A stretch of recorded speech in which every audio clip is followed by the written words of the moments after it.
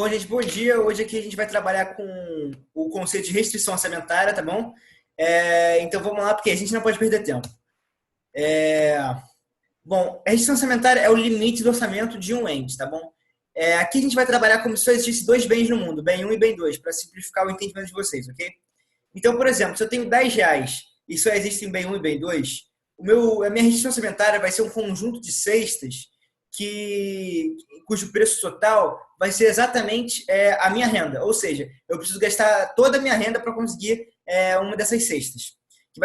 E cada uma dessas cestas vão ser compostas por um mix uma combinação do bem 1 e bem 2. Pode ter só bem 1, pode ter só bem 2, pode ter um pouco de bem 1 e muito de bem 2. Aí fica a critério do consumidor, tá bom? Bom, a restrição orçamentária ela pode ser representada graficamente por uma reta, que é a reta orçamentária, cuja equação está aí para vocês na tela, que é a minha renda M vezes a quantidade do bem 1 vezes o preço do bem 1 mais a quantidade do bem 2 vezes o preço do bem 2, ok? Bom, existem também deslocamentos da reta orçamentária. E um dos motivos do deslocamento da reta orçamentária vai ser mudança na renda. E a gente, para entender melhor, a gente vai trabalhar com um exemplo real. É o exemplo, né, de como o coronavírus está debilitando o orçamento da escola pública, que é uma notícia que eu achei recentemente e eu queria passar para vocês. Lembrando que eu vou disponibilizar o link depois, ok? Bom, aqui a gente percebe que vários colégios públicos, né, do Rio de Janeiro, eles estão perdendo renda porque essa renda está sendo redirecionada para a saúde, né? E aqui a gente vai trabalhar mais especificamente com o caso do Colégio Pedro II, que perdeu 1,15 milhão, porque foi redirecionado com base no Covid-19, né?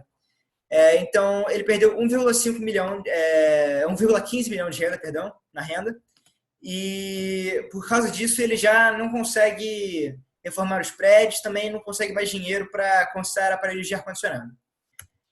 Bom, eu criei um gráfico aqui para vocês para explicar melhor. Essa reta aqui mais distante da origem, ela é a reta orçamentária original, né? E essa aqui é a equação dela. M é igual a x1 P1 mais x2 P2, onde M é a renda original.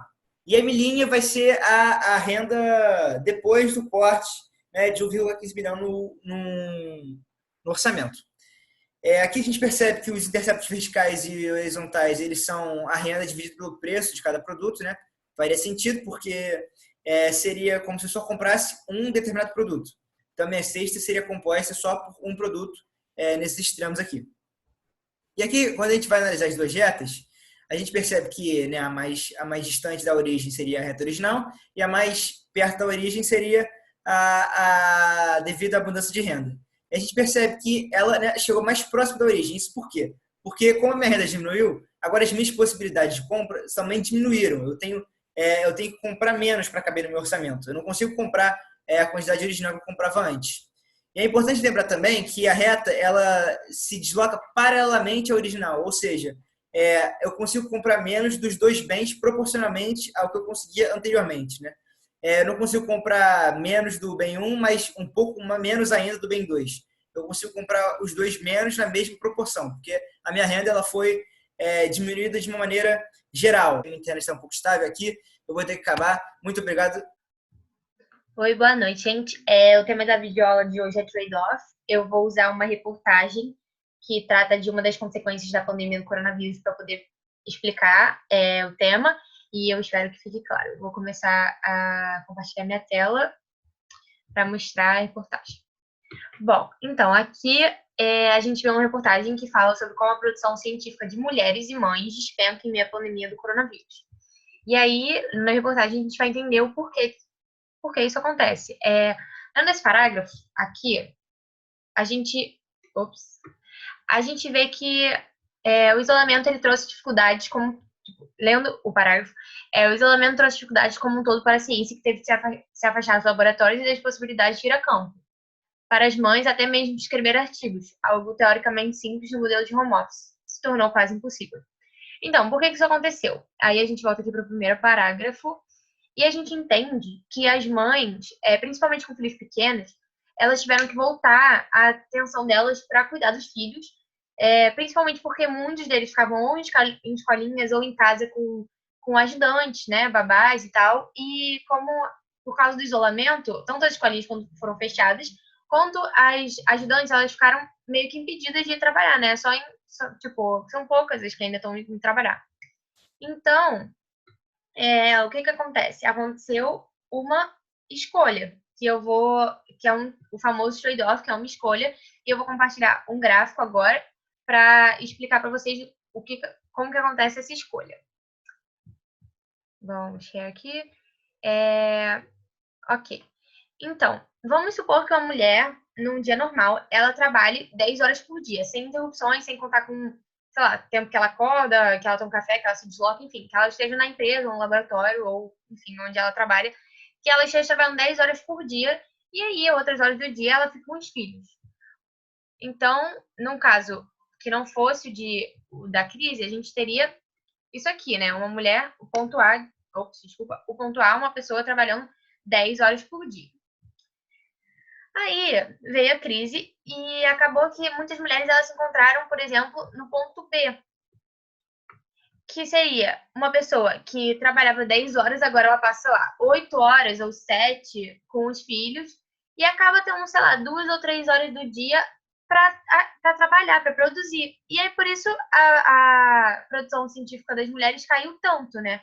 Elas tiveram que fazer uma escolha que foi ficar com os filhos, que não necessariamente é uma escolha delas, às vezes é uma escolha forçada por causa da situação, mas enfim, acabou acontecendo e por isso a gente trata de um trade-off. No pior dos casos, tem mulheres que se encontram aqui no ponto C, que é um ponto onde elas não conseguem trabalhar nada, não conseguem produzir, porque os filhos demandam 100% da atenção delas, e acaba que a produção delas fica quase zero. Tanto que na reportagem fala que a produção científica que está sendo publicada está sendo assim, 100% por homens, porque as mulheres não estão conseguindo ajudar no crescimento dessa produção. Então, é isso. Ops. É isso, eu espero que tenha ficado clara a explicação desse trade-off e até a próxima videoaula. Oi, gente, boa noite. A aula de hoje vai ser sobre choque da demanda. Eu vou fazer o mesmo esquema da aula passada, vou mostrar uma reportagem que tem a ver com a crise do coronavírus. Vou basear minha explicação sobre o tema nessa reportagem e eu espero que fique claro. Vou começar a compartilhar minha tela. Bom, então a reportagem que eu peguei para demonstrar o tema foi a seguinte. A cloroquina e a hidroxicloroquina, que são 2 medicamentos, elas simplesmente sumiram do dia para a noite, assim, em 2 dias. Elas sumiram das farmácias de Teresina. Não só em Teresina, isso aconteceu no Brasil todo, mas essa reportagem trata especificamente do que aconteceu em Teresina. E por que isso aconteceu? Ocorreu um choque da demanda que fez com que a demanda por esses medicamentos aumentasse muito devido a uma notícia que saiu de que esses medicamentos poderiam ser possíveis tratamentos para a Covid-19. E aí até pessoas que não tinham vírus, mas que pensavam que poderiam contrair e tal, passaram a comprar muito esse medicamento para ter como reserva em casa, medidas de prevenção, etc. E esse medicamento acabou faltando nas farmácias, a oferta não conseguiu acompanhar tão rapidamente a demanda. E aí, no primeiro momento, você teve uma falta da cloroquina nas farmácias, que só vai se ajeitar quando a oferta aumentar de novo. Então, eu vou mudar aqui a minha tela e vou mostrar um gráfico para vocês, para ficar mais clara a situação. Então, na situação inicial, a gente está no ponto A, aqui, onde havia, que é um ponto de equilíbrio, onde havia uma quantidade Q1 sendo ofertada e demandada, e um preço P1 para esses medicamentos. Daí, o que aconteceu foi, a demanda aumentou de D1 para D2 com a notícia, com o choque, e aí o novo ponto de equilíbrio, ele aconteceria nesse ponto B aqui, com a quantidade sendo a quantidade 2, porque a demanda aumentou, então a quantidade teria que ser maior, e o preço seria maior também, porque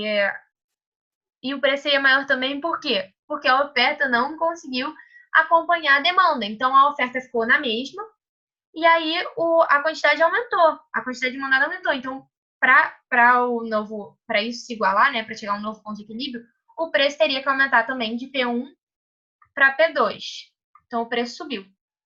Para o preço voltar a ser constante, o que teria que acontecer? A gente teria que ter uma nova curva de oferta que encontraria a nova curva de demanda, teria que ter uma oferta S2 que encontraria a nova curva de demanda no ponto C, que tem o mesmo P1, que era o P1 original do ponto A. Então, só tendo uma nova oferta que a gente poderia voltar para o preço original e aí ter uma quantidade demandada, quantidade ofertada, Q3, que seria a nova quantidade de equilíbrio. Então, o ponto C seria um novo ponto de equilíbrio num cenário ideal. Como a produção não conseguiu acompanhar a demanda no primeiro momento, aí a gente teve o ponto B. Mas, enfim, depois as coisas se ajeitaram e aí eu acredito que tenha ido para o ponto C.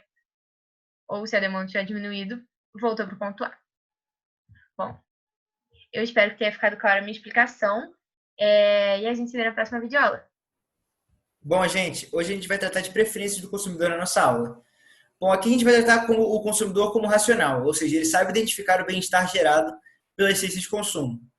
E ele sabe ordenar essas cestas de consumo de acordo com o bem-estar que gera. Ou seja, essas cestas de consumo, elas se ordenam hierarquicamente para o consumidor. Por quê? Porque elas têm utilidades diferentes. E utilidade é uma medida de satisfação.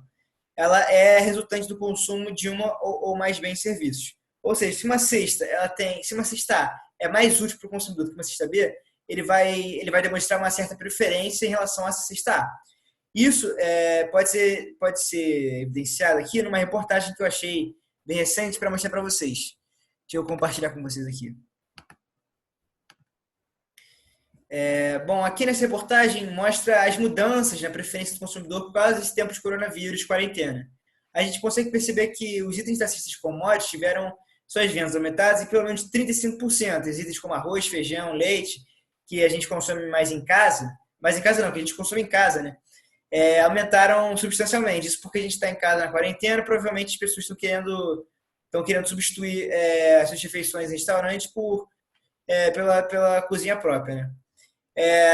Além disso, também os itens de higiene e de beleza aumentaram suas vendas também 21%, mostrando novamente uma mudança de preferência do consumidor. Agora, esses itens nesse momento, têm uma maior utilidade para o consumidor do que outros. Como, por exemplo, as bebidas. Né? Na contramão desse crescimento das bebidas, ele teve recuo de vendas na casa de 6%, que mostra que o consumidor está cada vez menos disposto, né, a pagar mais pelas bebidas, tá? Querendo recuar um pouco nesse quesito das bebidas, talvez para balancear melhor essa nova cesta de bens que ele está adquirindo. Então, essa quarentena, esse tempo de coronavírus é perfeito para a gente perceber as mudanças na preferência do consumidor e a diferença de utilidade nas cestas, que com essa nova crise a utilidade das cestas mudou de uma maneira absurda, né? Voltando aqui para o documento de Word, vou voltar aqui para vocês verem. A gente consegue perceber, eu criei um gráfico, e as bebidas aqui, que esse gráfico aqui, ele indica exatamente as mudanças de preferência do consumidor. A bebida ela teve um decréscimo de 6% nas vendas, né? A higiene e beleza em torno de 21,5%. E os itens de cesta de commodities, ali um aumento que tangencia os 35%. Então, aqui a gente consegue entender bem como as preferências do consumidor mudam de acordo com o tempo e com as suas necessidades. Por quê? Porque elas estão atreladas indiscutivelmente à utilidade delas. Tá? Então, gente, por hoje é isso. Depois a gente continua avançando mais nesse capítulo. Ok? Muito obrigado pela atenção de todos e é isso.